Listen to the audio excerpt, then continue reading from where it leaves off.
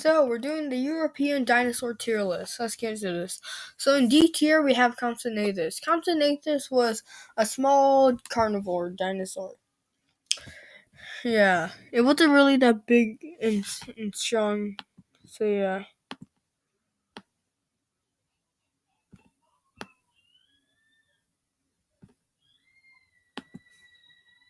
Yeah. Anyways, that's pretty much it. Okay, now in C tier we have Magyarosaurus. Magyarosaurus was a small sauropod dinosaur. Yeah, pretty much it. It could defend itself and was pretty much fucking useless. Now in C tier we have Archaeopteryx. Archaeopteryx was a dinosaur with feathers. It could fly. Yes, it could fly. Most of the time it can glide. It would glide. Yeah, but anyways, yeah, that's pretty much it.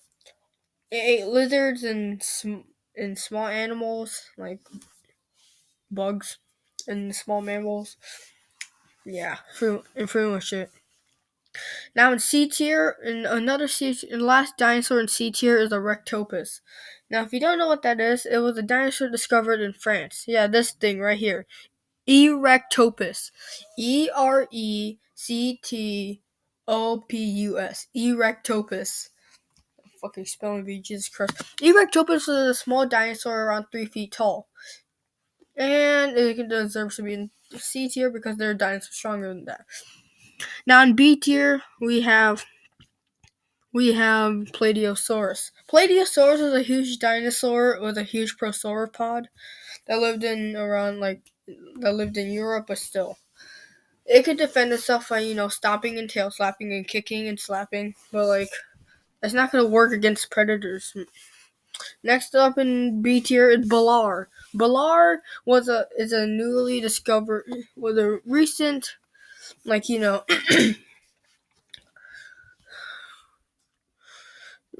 like a newly discovered dromaeosaur from England, and yeah. It was basically a velociraptor but a little bigger. Around the same size as velociraptor but a little bigger. It was a pack hunter, and yeah, it was pretty nimble and swift. But still, it couldn't defend its kills. Okay, next up in B tier is Iguanodon. Iguanodon is not... It's not like other hadrosaurs because it was weak. It's because it could actually hold its own. It had thumb spikes, for God's sake, what it used to grab plants and stab the dinosaur's neck. Stabby stab. Yeah, and it could also run pretty fast too. Now in B, but it was still prey. Now in B, another B tier is Eotyrannus. Eotyrannus is like a relative to T-Rex. It's not in the Tyrannosaur family, but it's related. Yeah, but still with a tiny hunter. Now next up is Concavenator. Concavenator was a sailed-back predator. It was a pretty average predator, but its sail, it's part of its back, and if it fell over on its back, it would break its back. But still, it was an effective hunter nonetheless. Now, in A tier, we have Metriacanthosaurus. Metriacanthosaurus was a small dinosaur that competed with, Megalosaurus for food and stuff. But anyways, Metriacanthosaurus was an effective hunter, and yeah. Next up in A tier is Europasaurus. Europasaurus was a medium-sized sauropod. It was around 20 feet long. It wasn't really that big, but still could defend itself and hold its own. Now another A tier is your Streptospondylus. The Streptospondylus is basically just Megalosaurus, but a little smaller.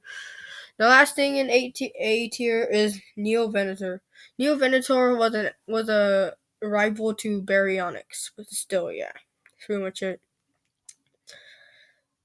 Now, S tier. S tiers are the fucking beast. In S tier, we have Megalosaurus himself. Megalosaurus used to be thought of like a giant lizard iguana-looking motherfucker until we figured out that was actually a two-legged dinosaur that could fuck shit up. Now, another S tier is Baryonyx. Baryonyx, despite being a fish eater, could still hold his own pretty well. Yeah, and it hunted small iguanodons too. The last thing in S tier is Ankylosaurus. Ankylosaurus was a dinosaur that had spikes on his back, like spikes, like freaking. Just imagine Dismastosuchus, like